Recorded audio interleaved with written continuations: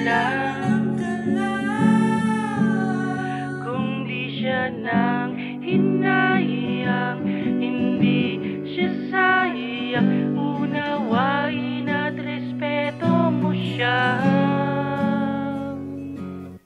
Di mo maikukubli na ginawa mong daigdigang pagmamahal niya. Sinaktan ka niya ng labis at tinagpis. Siya ba ay ganun din sa'yo? Pagkaisipin mo rin, itigil ang luha. Huwag mong gawing mundo ang isang nilalang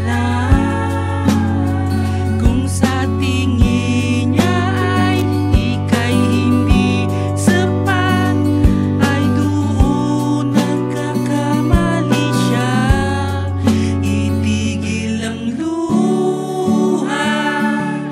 Huwag mong gawing mundo ang isang nilalang lang ka lang kung di siya nang hinahiyang, hindi siya sayang. Unawain, pabayaan mo siya.